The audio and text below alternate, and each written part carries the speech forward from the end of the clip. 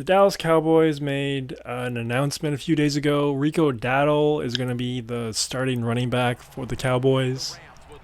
To be honest, I'm not really sure what I was expecting. I was kind of expecting Leonard Fournette to also sign with the Cowboys along with Zeke and Dalvin Cook.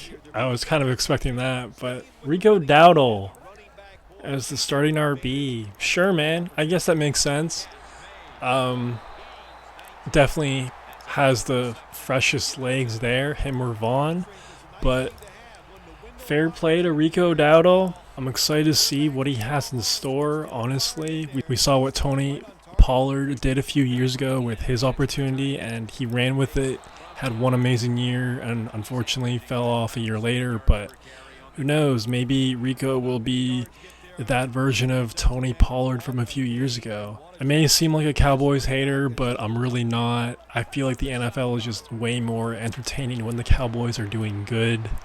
And I want to see Dak in the playoffs. I want to see CD in the playoffs. I just love that drama, that entertainment. I swear it's like the WWE or something. But yeah, we'll see what Rico has in store. But I'm sure in those short yardage situations, goal line plays, I know we're going to see Zeke. And I'm really wondering what Dalvin Cook has left in the tank, because I know he's got something. I know he's not completely dry out there, because we saw it. We saw it for a moment, a minute in that Ravens game when they hosted the Texans in the playoffs. He had a few nice runs there, man.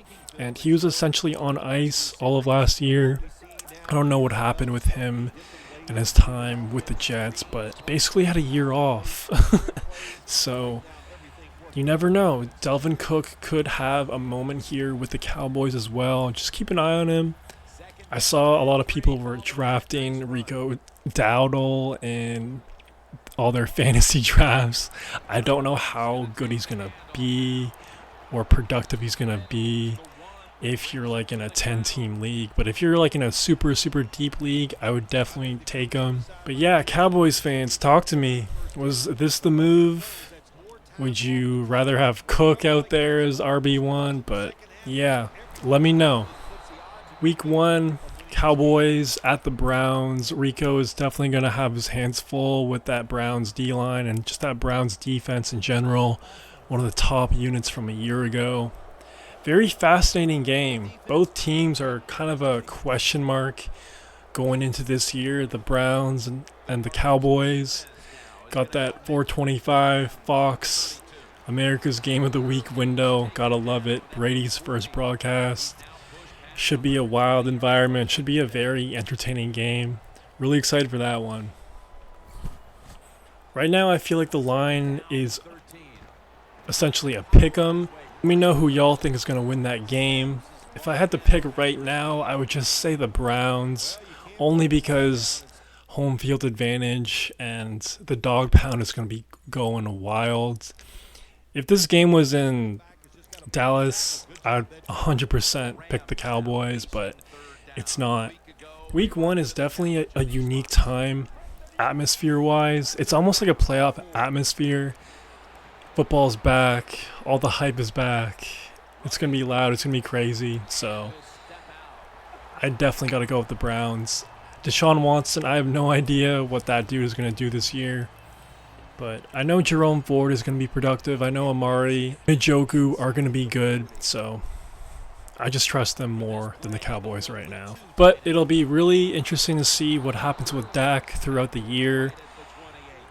With his contract talks, I don't expect for him to get a deal done throughout the year, but I'm telling you, if he gets hurt or anything like that, I really think the Cowboys are going to let him walk or look into a trade in this coming off season. The dude has had a lot of injuries, and if he's out for a long period of time again, I don't know. I feel like Jerry might be okay with getting rid of Dak. I'm not sure. We'll find out. A very fascinating storyline heading into this year. Other Cowboys news, Trey Lance was actually named the number 3 QB for the Cowboys. I have no words. I really don't. What a disappointing career that guy has had so far, but fair play to him.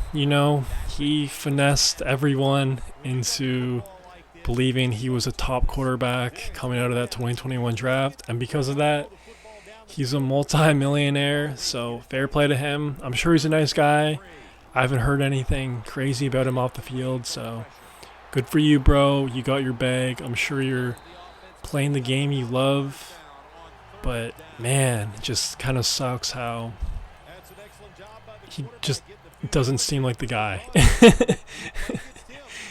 He just doesn't seem like the guy. Even though I still slightly kind of believe in him, maybe, I still want to see him for like a drive or two in the regular season. That's it.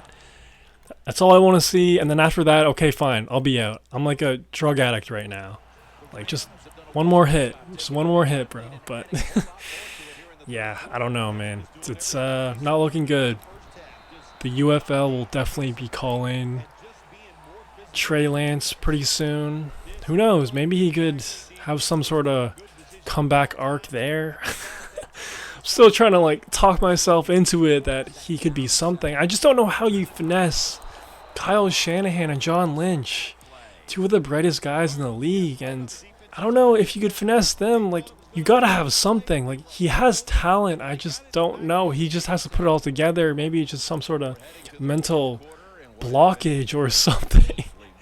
I think I need therapy for believing in Trey Lance. I feel like I'm one of the last few on earth that still kind of believes in him. But yeah, let me know in the comments. Help me out.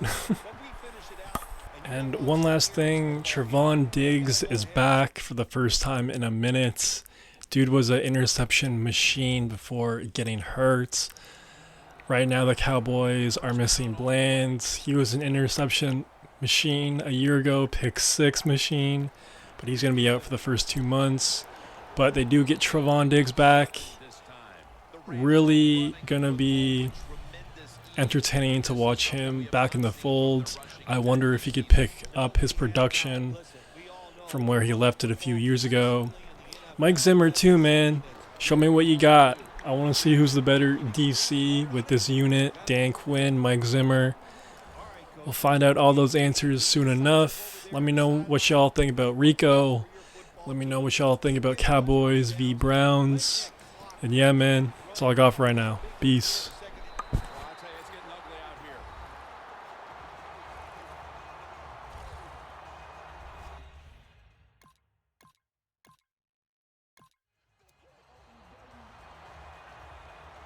The Rams offense, Phil, is on a roll right now with touchdowns coming on each of their last 2 possessions. Can they make it 3 in a row right here? Well, we're going to find out. I like the chances. What have we seen that makes us think that they're not going to come out there and get it done? They're playing exceptional football on the offensive side. After the 2-yard carry, it sets up 2nd down and 8. Double tight end formation. Sims has got it on the handle. Ezekiel Ansah is in there and makes the play. Nice run that time. When you run the football like this, over a period of time, it's going to wear that defense out. There's no doubt about it. Nice job on the offensive line. Out of the eye. Here's the handoff. He's now averaging 6 yards a carry on the day. If you're running back and you want more carries, do things like this. Read the defense right, read the blocking, and pick up first downs. That's a really good job by the running back. And that's a 2-yard gain. Good job of the defensive line standing in there and fighting, and they hold the running back to a short gain. 2nd down following the run. Get ready. Sims is going to secure the handoff. Reynolds in on the tackle. Good job by the offense getting the first down in the red zone. Now it becomes tricky. Can you deceive the defense where you get a chance to get a score? Takes it again. That's a gain of 7. He's now past the 100-yard mark on the day.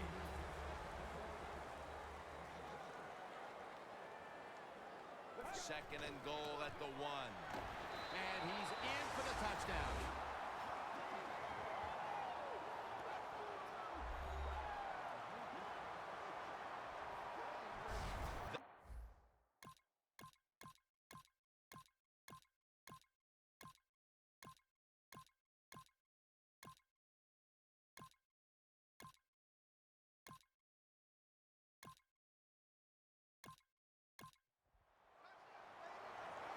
Rams offense is on the field for a victory bow. One kneel down, and then they can celebrate, Phil. What a feeling. Yeah, it's got to be great for them, and what a difference. You look at them walking on the field, you can see the emotion, the body language, and look at the